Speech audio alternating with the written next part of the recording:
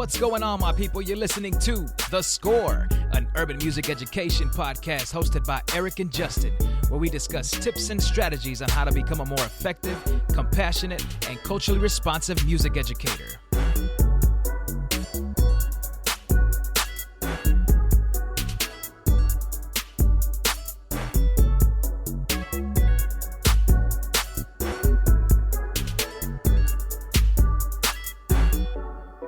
What's going on, my people? This is Eric. And this is Justin. And we're your hosts for The Score. Welcome to episode 113. Dr. Ruben James Alcala, not quite. The quest for identity in music education. What's going on, Ruben? How are you, bro? I'm good, man. How are y'all? Doing well. Doing well. Glad to have you on the platform. I had just the same thing that I told Justin before we got on too. Like, I had to make our listeners aware. My boy here, Ruben, is a day one too. Like, he's been listening for a minute. Let's clap it up for that. One time in the podcast, I dropped the fact that I was seeking information, historical aspects about the mariachi mass. He listened to that episode, sent me a message, and was like, "What's your email?" and sent me the score to the mariachi mass. So it's one of those things where I love the fact that this podcast has created relationships and networks and communities. And now Ruben is a good friend of mine. Every time we get to see each other, we always have something to talk about and catch up on. And he's doing really well for himself, but I'm going to let him say that for himself. So Ruben, if you wouldn't mind, man, give us a little bit about yourself and your background and what you're doing now. Absolutely. So I currently serve as the coordinator of vocal and elementary music for Fort Worth ISD. It's kind of it's a big title. You know, so I oversee all of the elementary music teachers, secondary choral directors, and then also AP music theory, regular music theory, and piano. Comma. Right. Very clear. But, you know, we have an incredible team here in Fort Worth. It's kind of it's a district structured unlike one that I've ever seen. You know, we got Jesse Cannon at the top as our director of VPA. Shout out to Jesse. Shout out to Jesse. And then I also have two specialists, an elementary music specialist and a secondary choral specialist. And we kind of just work as a team to support all of our teachers, run our professional development, any large scale events that we have. This last week, we had a all city middle school choir trying to get everybody set up for all region coming up. We had 260 kids there auditioning. Wow. So that's just 7th and 8th graders. And then we'll turn around this next week and do our 6th grade honor choir as well. Oh, wow. For them to get that chance to get a couple performances in, you know. That's cool. Yeah, it's an incredible position to be in. I get to be in the schools, work with all the kids, and then support them in all the ways that I can. But I'm originally from H-Town, Houston, Texas. You know? Okay. Southside, went to school in Pasadena. Down there. Hey, and anybody from the north side will say Stinkadena, so you know. We're gonna keep the peace here on. We're gonna keep the peace on the score though. We bringing unity, baby. Sure, but I grew up. Music was all through the house, but you know, as Houston, as a melting pot as it is, you know, I was exposed to everything. You know, we got everything from Tejano to, you know, our Mike Jones and Slim Thug, you know, but also my dad was a big fan of 70s rock. So Rush and Journey, nice, with my Emilio and Ramon Ayala and all those different things that I was growing up. So really, I didn't realize how many different things I was exposed to when I was a kid. Yeah. But I started off my musical journey after elementary music in band. I was a saxophone player. Did that for a couple years there in middle school. Got to high school. I was also playing football and couldn't do the football and marching band practice. I mean, y'all are built different to go out there in that heat. So we were built different, not, right? Not no more. I won't do it. I won't do it like that no more. I never could understand how people go out there and do that. I have the most respect for those musicians that are out there. They're like, they're doing this willingly. He said it's got to be a way for me to do music with AC. It just has to be a way. So then I figured that out and went and joined choir in my junior year. He's like, well, y'all don't go outside? Wait, y'all doing this in this room? Y'all never leave? No, man, just come here. Say less. Absolutely. So, and I didn't realize at the time what program I was walking into at South Houston High School. I mean, so Scott was the head choir director, and Dr. Richard Robbins was the assistant at the time, now at Shenandoah University Conservatory.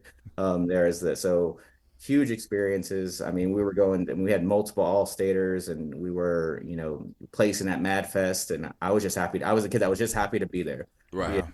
I was auditioning for district and region. Team A, had no idea what I was doing. Did that one time. It was the scariest thing, going behind a curtain and singing, and so I was not coming out of high school. I was not that kid that was going to be the music major. I was just happy to be in the ensemble, hanging out with my buddies. I went to the University of St. Thomas to major in biology. I wanted to be a scientist since I was a kid. So coming into it, Jurassic Park had a huge impact on me. I wanted to be a scientist. I wanted to be a geneticist, biology. It had an impact on me, but I wanted to be a dinosaur. So it just.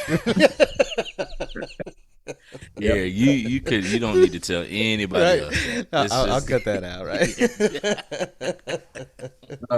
But yeah, when I was at the University of St. Thomas, I did that for a year and was taking music theory and was in choir just for fun. That was my fine arts credit in college, and did that first semester and decided I didn't want to be in the lab. I wanted to be making music. So I switched over to music. Second semester coming in, ready to go, and the choir director at the time that was there passed away in January. I just turned over to be, I want to go try to do this, and lose the director.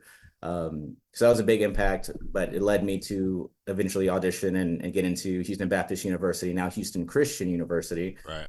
Name change, but met the man that changed my life, Dr. John Yarrington. I mean, he was the most influential person I think I've been around that was outside of my immediate family. So much so that I call him my dad, So wow. Huge impact. He has supported me all the way through everything. And he gave me the opportunity while I was at HBU to be a student conductor. He had a special fellowship.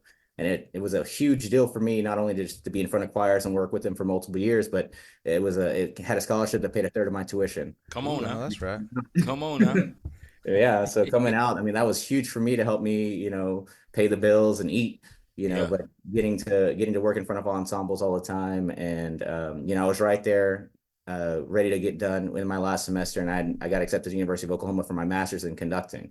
And I had the difficult decision of, do I stay that extra semester and do the student teaching and all that goes along with that, finish up the coursework for music ed, or switch over to church music and go on and do the master's in conducting. So finished with church music, made that decision to go in, went to the University of Oklahoma, was a graduate assistant there, teaching on opera chorus and men's glee club and the chorale there. Did that for the 2 years and then started teaching in Oklahoma City. Went through one of the other, round the way ways that I go is alternatively certified, did all the work for music education, but didn't do the student teaching, which is a story that I talk about a lot with people, because there's a lot of people with similar instances where they're going through music and, they might've done that, something happens, and now we got to do the alternative certification route. But it was, for me, it was the right choice, and started teaching up in Oklahoma City at a charter school. And I was teaching 6 through 12 choir on 2 campuses, the middle school and the high school, but I was also coaching 3 sports. So actually back outside, huh? I was like, oh yeah, we want to be back outside. So I was a football coach, back receivers, and then I actually started their wrestling program there. So I was a wrestler in high school and got to coach their wrestling team, and also had baseball coach.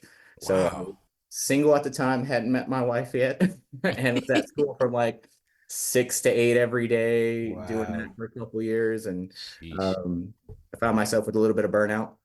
Needed a big change, and I had met my wife, and we'd been dating for a while, and I knew that this was going to be the one. And so I applied for a job down closer to home by my family in Katy at Maid Creek High School. So ended up taking that position there, but I got offered the job a week and a half before I proposed to my wife. So it was one of those situations like, hey, are you coming with me? What are we gonna do? Right. And, we gotta talk about this. So I got a question for you, but I'm actually leaving. I would just kind of want to preface that. Right. And it really wasn't, I mean, we enjoyed our time in Oklahoma City, and we had good supports there with her family, but as we know, teacher salary and teacher retirement in Oklahoma, it ain't it. Nothing compared to Texas, right? Yeah. Right. So I made that decision. I knew we were going to want to try to have a family, so I needed to come to a place that supported the arts a little bit more.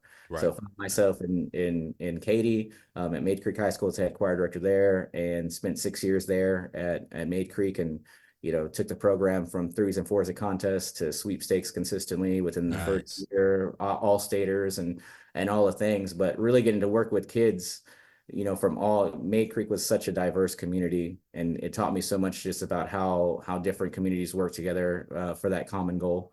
So did that for 6 years, loved my time there. And then that last couple years, this is 2020 going to COVID. My wife's father-in-law was sick, so we started looking. Okay, we want to try to get closer to that family so we can spend some time there. Reach out back out to the University of Oklahoma and wanted to go the music ed route. So I have this funny degree that is my PhD, which is a PhD in music education and choral conducting. Got a really long title, but it's basically a hybrid degree, both performance and all the research. So having to do all the conducting classes and score study and also quantitative research and doing the whole studies of everything. And that was right at the start of I actually got I was on tour with my high school choir from May Creek in New York City, the spring break. And we were at the 9/11 memorial, and I got an email that came through and said, "You've been accepted for your doctorate." And I was like, "Wow, okay." Wow. And then New York shut down 10 minutes later. Our tour manager came up and said, "Hey, they're not accepting us to go anywhere. We've got a day left on here. We got to try to figure out how to get home." So we got everybody back safely, and I saw my kids at the airport, and I said, "I'll see you next week," and never saw them in person again. Golly. Yeah, so it was tough.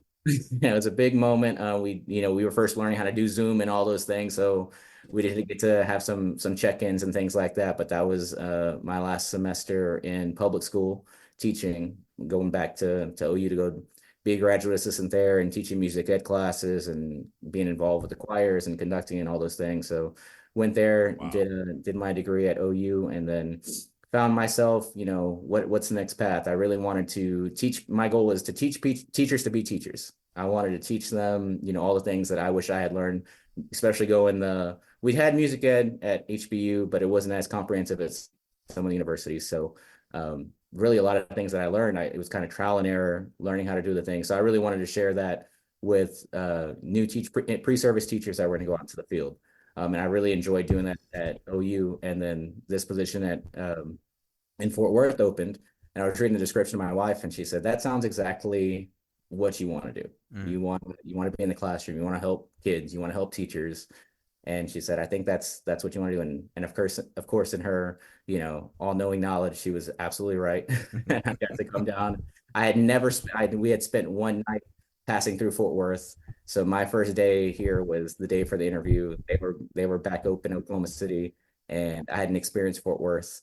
And then, got the offer, and it was, "Hey, are we going to do this thing?" And we found that it's the perfect blend of the pace of Oklahoma City and the pace of Houston. So we've really enjoyed our time here, and getting to work with the incredible team that I have and Jesse Cannon. It's an opportunity that, I'm very happy that I was able to pursue.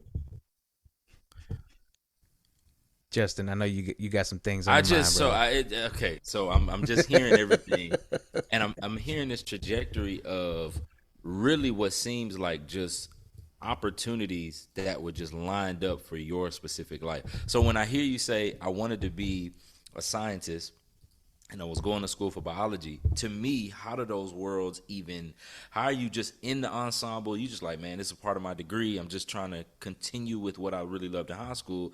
And there was something that happened in that room. And I think, again, we always hit these spots on our shows. We find that silver lining that connects people with this different destiny and purpose. And it wasn't that you, like you said, man, you were there, you were singing and doing the things, but you weren't this, for like this top tier person. It was the relationships that you built with these different teachers.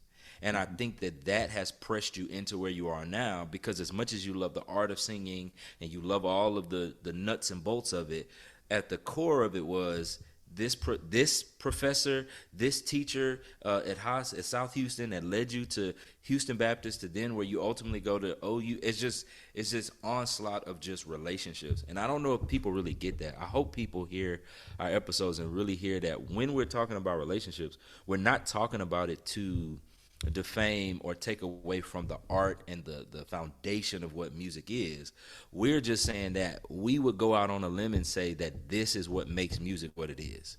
Like it's the people that have taught you, the people that have instructed you, the people that, like you talking about that third of your scholarship being paid is me and Eric talking about what Dr. Taylor did for us.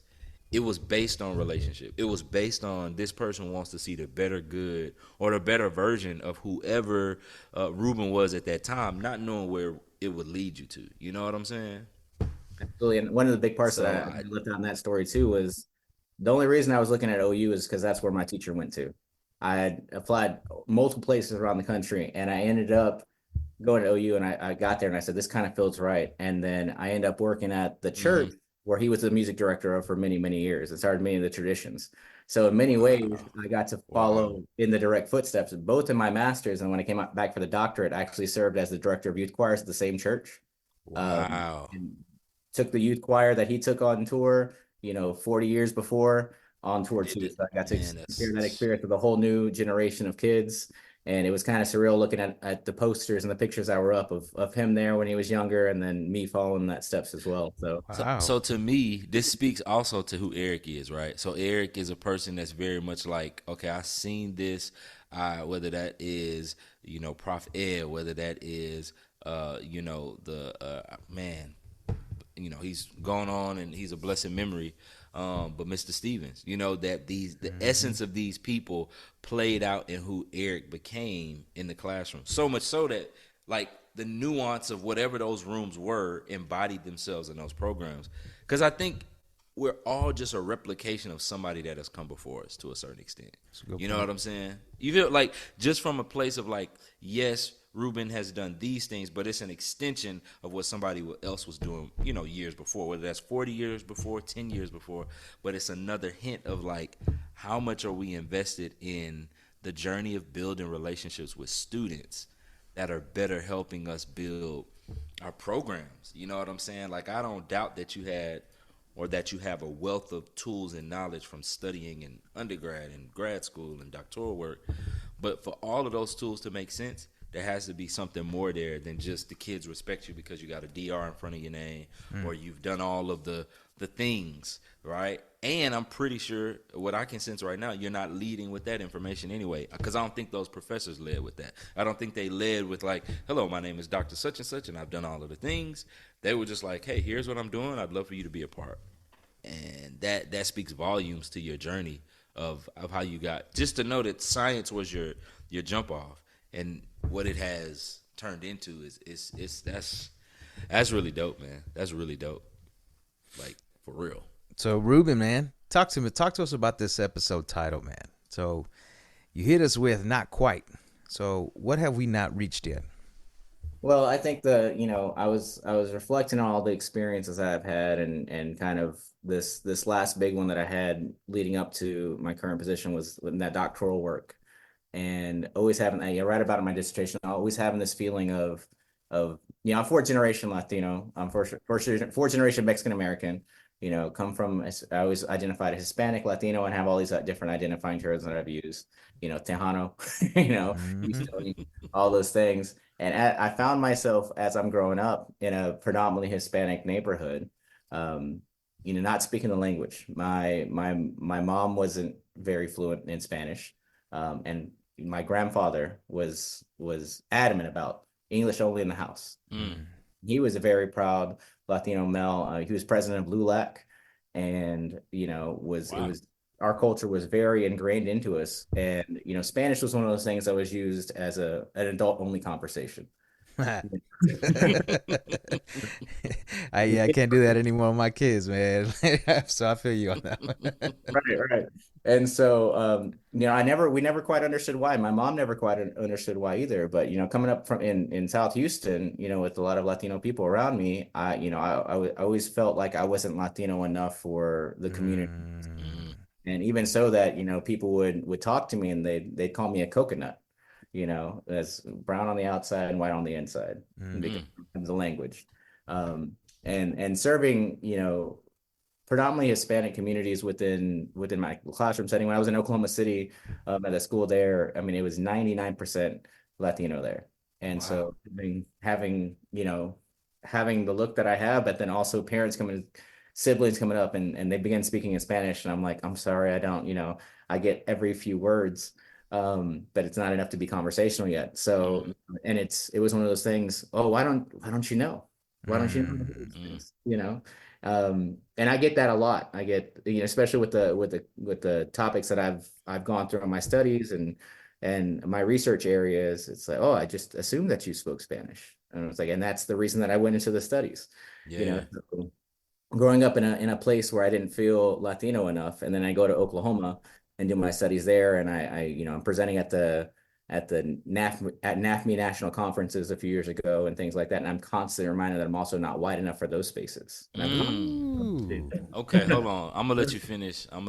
But I'm looking at Eric's face, and I think we've turned the corner in tonight's episode. And we about the listeners. I just want you to know we're headed into deep waters. And me and Eric did not take us here tonight. Okay, No, so we I did just not. wanna- That's so when I got the episode title, I was like, "Yep, I'm just Ruben's saying. been. Not only has Ruben been listening, but he's been doing his own work, right? Like that's, man. As soon as you said that, I feel that so much. And Oh, look, Eric. even this past weekend, man, I got to go help out a good friend of mine. He was out and asked me to just help at his football game, and so I'm there, and I was helping the front ensemble get on the field. Things that as a director of bands I didn't do in years ago, right? Like that was my assistant's job, or the parents already knew what to do and that kind of thing. But because the new directors, all that kind of stuff. So I told the young man, I was like, yeah, just so y'all know, we line up right here, and then at contest, and I pointed right there, and I did the voice, right? Like I was like, and the next band to perform in Conference 6A is And he's like, man, you good at that. And I was like, man, I got a little bit of a voice to me, bro. I was a DJ for 15 years. And he's like, what? And so you can tell this young man, a little Latino kid, was like, what? Like, for real? And I'm like, yeah, bro. I said, I literally would listen to Party 104.9 and copy Jammin' Jay and his voice. And I was like, that's what I did, man. And he's like, really? But it's so easy for me to fit and talk to this young man. Right, like it was easy peasy. It came off my tongue. It was like nothing else, right? Yeah. But like what you're talking about, when I go into these predominantly white spaces, I tend to worry about what I'm about to say. I tend to worry about what my mannerisms are going to come off as. I tend to worry sometimes and overthink and analyze, like, should I dap up the person that I usually dap up, right? Like, or do I conform to this space and extend the handshake? All those things, because I am now entering into a variety of spaces because of the access that I'm getting, that I'm still having to navigate those thoughts. But when I go back into a space that I am very used to, I don't think about those things. I don't worry about those things. So unpack that for us a little bit, man. Absolutely. So, there's so many times where, going out, growing up in Texas, I'm very comfortable growing up in South Texas, being in the neighborhoods I was in, and it was moving into the academic space. It was very much that I have to, almost put up that barrier to see, because I feel like everybody's prejudging what I'm going to do. Mm-hmm. I took the path of going into Hispanic and Latino spaces in my doctorate, because I read I believe it was the Elpis and Abreu, that showed, the demographics of music educators versus the demographics of the student population. And I said, what? And so that really took me on that path. But it was, how can it was basically, how could I survive in the spaces and still do the things that I needed to do? So much so that anytime that I ran into, in that space of the University of Oklahoma, anytime I saw somebody that was Latino, maybe out in the quad, I later had an instance where, when I was in my master's, I was heading up to the basketball gym to go play around, go shoot some hoops. And this dude comes running across the campus door, and he's like, hey. I was like, who is this dude? Coming up. He's being a really good friend of mine right now. But he walked to me, he's like, you're Hispanic, right? And I was like, yeah. He's like, oh, we got this Hispanic basketball league, all Hispanic basketball league that we need some players to play. Yeah. We can play. And, I talk about it's like the Spider-Man meme. Like you see the other person pointing at each other. Bro, when I used to do that at Prairie View, that's how I recruited some of the people for Sigma Lambda Beta. I was like, hey, hey, what you doing? Huh? Y'all got a frat on campus? You're like, man, come on, man, take my number down. Oh man, that's funny. Yeah, so going into those spaces, I didn't feel like maybe it was because I was younger, I was unaware, of the time in my master's. I didn't really feel that as much, but there were some definitely instances of discrimination that happened on in and around the campus, but it normally pushed it, I don't know, it's because I my look, but it was they wrongly identified me. Mm-hmm. So I was another ethnicity, and they made it known like that is also not acceptable. And I was like, okay, this is what I am now. So I had a very tight circle there. And then coming back to Texas and going back to Oklahoma this last time, it was more on a larger stage, that I was. So it was looking around and never having and through any of my schooling, ever having a Latino professor that. I had two actually that were on my dissertation committee, but they were in the school. They were in the area of study for Latinx studies there. Going they to just they checking the box by putting them on the yeah. And so going to see different spaces, and it was kind of similar. I met a cohort of people that we were all Latino and together, and we kind of found each other. And though we were distant, we would have do research studies together and present together and do all those things. But even when we come to a space like the NAFME National Conference, I was talking to one of my buddies who's also Latino, and here comes the NAFME photographer just to take a shot of us. Like, I mean, they saw us talking to each other. It's like beeline straight to us. Like, here we go. Like, there's all these people in this room, but you see us talking to each other. It's like, he said, okay, God, okay, I got to get this over here. Let me check. Latino standing by waterfront. Check. Okay. Yeah. So when I hear this, it almost makes me it's almost like you become disenchanted with the journey. And not because the content isn't good, but there's almost an idea that there are more people that look like me that's in this realm, that's in this environment, and then you realize that it's not, and so it makes the journey. I don't want to say harder, but it makes it like, do I really need to go down this road? Because it almost becomes something about, what do I have to prove, right? Man, I would challenge you. It does become harder, bro. Right? That's what I'm saying. Yeah. Like I think, like, I'm thinking about your story. Me and Eric are we're like bros outside of this, and so even him journeying back into the doctoral program, there was at one point in time we were talking. He was like, "Man, I'm gonna put that on the back burner because I know what I'm doing. I see purpose in what we're doing and what I've been allowed to do in other spaces of my career." And then I'm seeing him go back in, and it's almost like he's saying to everybody else as well as himself, is like, I can't allow the very things that we talk about on the score to keep me from being the person that 10 years down the road, there may be 12 other Erics or 15 other Rubens that's walking through an environment that is walking through that because his name is etched on the wall, or he's now a visiting professor at a university, where those kids are like, well, I have this desire to be a collegiate band director, but I don't see too many students or people that look like me. And then they walk into his class, and it gives them the energy to say, I'm going to keep pushing. This seems very hard. This seems very scary. This seems very like a lonesome road. But I see Dr. Jimenez or I see Dr. Ruben, and I'm willing to take the journey even further. Absolutely, yeah. And it became a space where, coming from my background of, I didn't really feel Latino enough. And then I get here and it's like, now I'm the one presenting all these things to people and showcasing that. And I took the opportunity, any class that I was in, so one of my the performance side of it, I was just delving deep into Music of the Americas by Hispanic and Latino composers. So anytime I was in a class where I'd have to present, if I was studying Baroque music, it's like, hey, have you heard of Ignacio de Jerusalem? This sounds just like Vivaldi. You don't have to play Vivaldi. This is his right, the Antico style. You don't, there's a whole new realm, and people are like, "Wow, that's crazy! I've never heard of that." But it seems like you get in trouble for that. That's I'm what literally saying, doing that. Like I brought up the other day. I was like, I knew the answer. They were like, why did we not have instrumental music as widespread as we did choral music in the early, inceptions of music education in our country? And I was like, because we didn't have access to instruments. So like the manufacturing, the industrial revolution that happened, and she was like, yes, like yeah, right. But I knew that because Banda Sinaloense was created because of military bands being in Sinaloa from European countries specifically, and them being exposed to British brass bands with the valve euphonium and the alto euphonium. And I found out, I was like, well, then how did Banda Recodo figure this out? And it was because of the turn of the century and access to those instruments. And I bring those things up, like, oh yeah, check this out. And it was so dope, bro. I brought up like the video that I sent you, Justin, about I'm gonna need one of y'all to learn this corrido and sing it with the black dude singing. Right. And so on purpose, I played it out loud, right? And I let everybody absorb the sounds that they were hearing, because Justin is actually somebody, he found this on his own, and it's that kind of rural corrido singing that has, that real strong voice, and it just, Justin liked it, and he sent it to me, and he's like, bro, this is on some other stuff, right?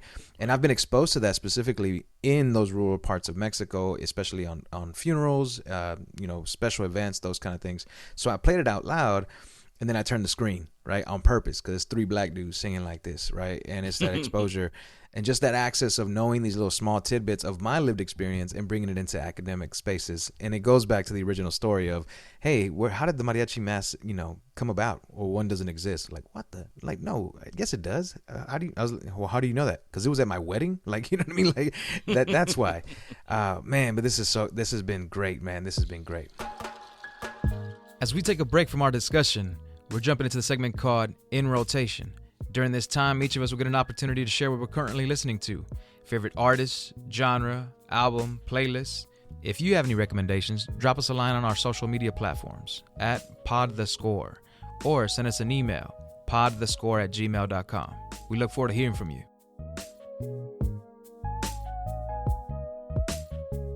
In rotation, folks. All right, so most of y'all know that if you've been listening for a while, I use Spotify's release radar to catch some new tracks and some new tunes that are out there. And I stumbled on one, and this is called Lucid Dreams by Leon Thomas and Masego. And so if you do know, Justin put me onto Masego.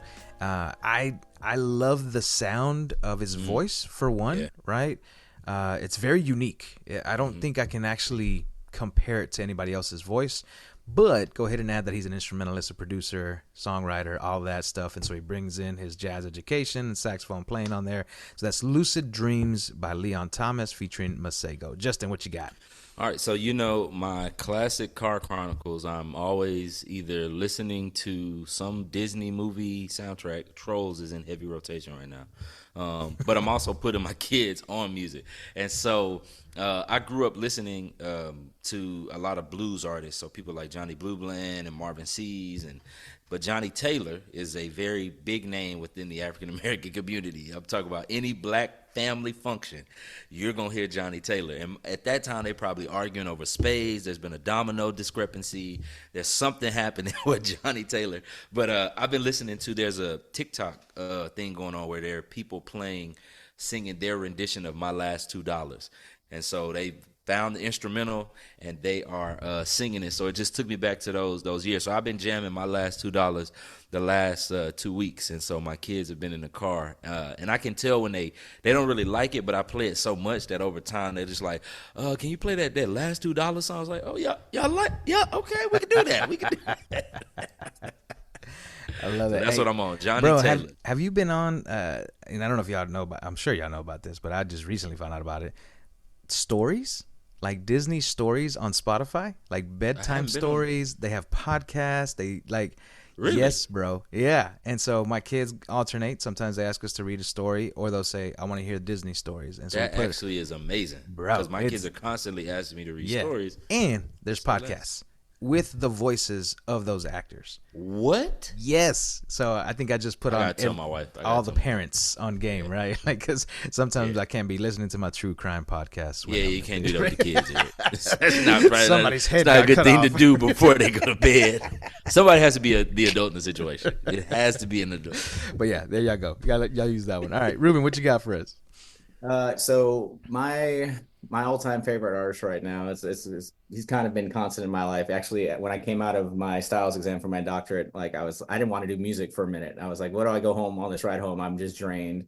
T-Pain is my so. Listen, let's moment of silence real quick, because this is a first and we appreciate it. We appreciate the vulnerability in this moment that you're giving us one of the greatest artists known to man. So change gonna come. T-Pain from On Top of the Covers, that cover album he came out with last year. I just have that blasting all the Yeah, time. T-Pain is singing, man. I think people get confused with the talk box and the vocoder thing, but he actually has a very nice voice. Well, Like, the Masked Singer, yeah, said it all, yeah, bro. yeah, yeah. I gotta say it. I thought it was Jamie Foxx, right? Like when it was before Sure. they released him, and then when he finally showed his face, I'm like, bro, like, why did you use the sound thing? Like, but it also helped, right? So this is true. This is the first time we mentioned T-Pain, and well deserved to be mentioned. This is the episode to remember, guys. Episode to remember.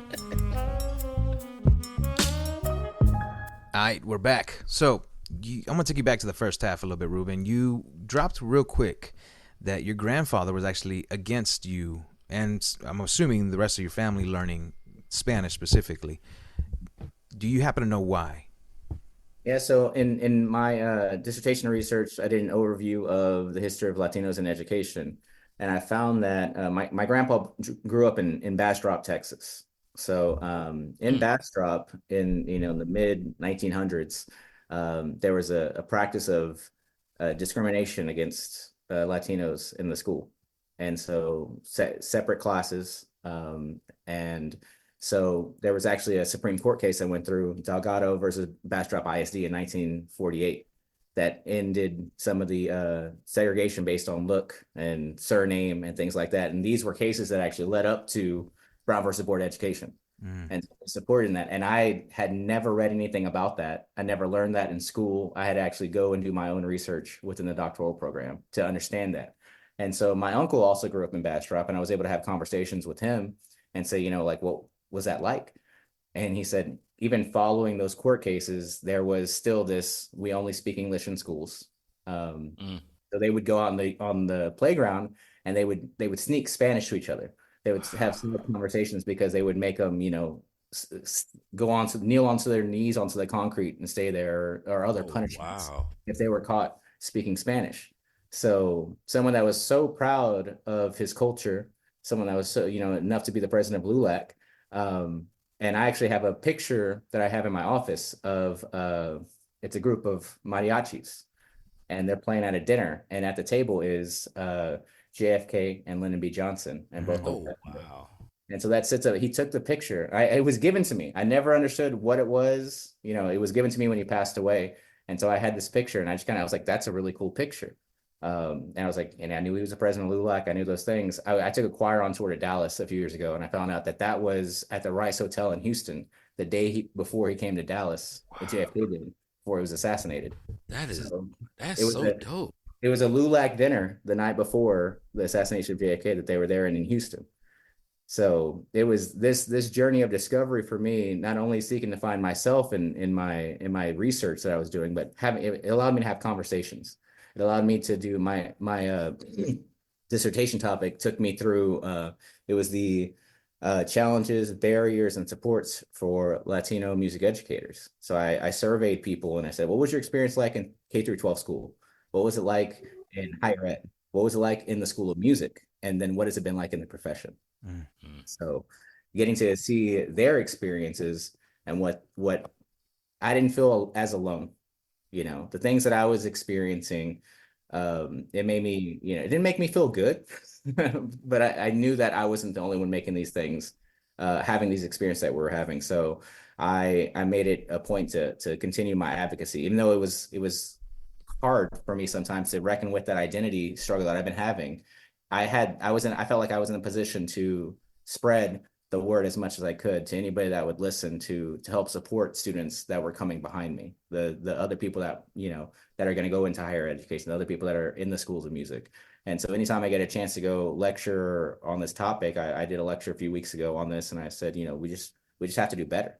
Even though we are doing better in many respects, we have to continue to support, and where if we want the music education community to match the students in the schools, there are things that we have to put in place to ensure that happens. I gotta hit a quick explanatory comma in case and this might be our fault, right? LULAC is the League of United Latin American Citizens, is the oldest and largest civil rights organization that exists for Latinos and Hispanic individuals. and was founded in Corpus Christi, closer to the border, and it involved a lot of Texan folk of Mexican descent that still had to navigate those identity struggles. And him mentioning this, and I had no idea that we had that connection of LULAC. Because of LULAC myself, I heard of those same stories. I got the exposure to see Latino and Latina folks in business professional attire, in shirt and tie, in blazers, and to find out that they're from the same neighborhoods that I'm from, right? They similar stories. And so that representation had a big, and I mean huge, impact on me, because I knew I could be said thing. I had access to lawyers and police officers and law enforcement, completely all in different aspects. I had FBI agents that were part of LULAC, and they were all from the hood, you know. And I use the term hood as a term of strength, because it was like, oh, I'm from Second Ward, I'm from Magnolia, I'm from East End, I'm from Northside, I'm from Quitman. They, you know, and they don't say these things like, no, I'm from Northside. Like, you don't whisper this thing, oh, I work at a Title I school. And so those moments is just it's. I know listeners have heard me mention my empathy towards other Latinos now that didn't learn the Spanish language. Because as a young person, I'd be like, man, why didn't you learn that? Like, how are you not going to speak that, right? Like, my best friends on top of that, like, shout out to Joel Ramirez, right? And he's my best man at my wedding. And I'm like, bro, how do you not speak Spanish? Your grandma talks to you, like, every day in Spanish. And his phrase for my mom was, like, todo está bien, right? Like, my mom would always ask him, like, hey, Joel, ¿cómo estás? Todo está bien. Everything is fine. That's all he would respond, todo está bien. To my surprise, I stopped by last year to pick him up for lunch. He's talking fluent Spanish because all of the employees at the battery place speak Spanish. I'm like, bro, it took you this long? But I say these things because Ruben's story, my story, and so many of those of Latino and Latina students in our schools, it's still happening. It's still happening. The same issues, the lack of representation, the lack of identity acknowledgement, the lack of programming to hear and see themselves. So that leads me to my next question. How can we help that? How can we improve that? How can we make things better? Because you said it, things have gotten better, but we're not quite there yet. Correct. Yeah, and last year coming into Fort Worth, I was I wouldn't say second week on the job, but about a month and a half in, second week of school, I walk into one of our campuses. And I make it a point to, like, if I'm going out in these schools, I'm dressed. I've got a blazer on every time I go out, unless I'm moving risers, like, you're going to see me suited and booted. And so I walked into one of the schools and I meet one of the students, and she just starts bawling. And I was going, what's going on? What's the matter? She said, I've never seen anybody that does this that looks like me. And so, I'm like, oh, wow, like welcome to the job, right? But it's been a part that it's been so good, is that I get to connect with students, and I get to be a even if we don't have that teacher there, I'm in all the schools. I'm there all the time. So I get to hit that representation part, as well as, finding those supports for if we can, as a fine arts administrator, working to make sure that we remove as many of those barriers. But as a profession as a whole, if we're looking at feeding those kids into the system, they gotta see an impact there. They gotta see that they can go and do this, right? Mm. So if you're not of the community, inviting clinicians in and being intentional about who you're inviting in to see that representation, and that's for all the students from every demographic background there is, right? We want to make sure these kids can be seen in those things and support them in those. So a lot of times I have the ability to in the position I do in a high school honor choir. And so when the kids are seniors, I'm saying, hey, what are you looking at doing next year? And, it's either like, oh, I'm not sure yet. And it's like, well, are you looking at going to school? Are you looking at going to college? Or are you going for another path? It's like, oh, I think I might want to try college. Are you looking at music? Or is that something? Well, I didn't really know if I could do that or not. Like, well, let's have the conversation. Let me help you set up some auditions. Let me help you. Let me get with your teacher to give you the supports that, I didn't necessarily have. I had my older sister was the one that helped me fill out majority of that paperwork. But when I was in the classroom, I was helping my kids write those entrance letters, writing like a letters of recommendation for them, helping them fill out the applications, having them get an understanding of what that looks like. So I think representation, and then also being that support and pusher, saying, hey, you can do this. Like, this seems like a lot of daunting tasks, like, but how do you eat an elephant? One bite at a time. we're going to go out there and we're going to get you set up for success in those ways, and doing it as early as possible. So I'm having conversations about, next semester auditions with students that are within my district now, but I would do the same things for my own kids. And finding the ways to like offers, here are some scholarship opportunities that you might have known about, and it doesn't necessarily say, okay, I want to support these kids just if they're in the music track. It's like in any of those endeavors they're having, y'all's episode a few weeks ago on supporting post graduation, and in the field, like I'm support, like you go be all those things for all of my students. So I think as a profession, if we're looking at building the music educator population, we gotta speak out on these things. We have to, go to the colleges and say, hey, we need some more targeted supports for our teachers from our communities. Because they might walk onto a campus, especially to go into a PWI, where they don't have the culture that they grew up in. They're lacking food, they're lacking visibility. A lot of my findings found, it was hard when you walk into a college campus where you're having to experience culture shock, you're having to code switch and assimilate into those things. And, I even had a conversation, like if I was to say in School of Music, when I was in my graduate study, if I said T-Pain was my favorite artist, I'd be like, oh, you like that? Like, well, what's your favorite music, Bach? like, that's good too, but it's not that. Right. I listen to that out of compliance. Like, Absolutely. Right. I can name all those things. And all of that, it almost seems like the quest, what originally started your journey, seems as though it's for other people.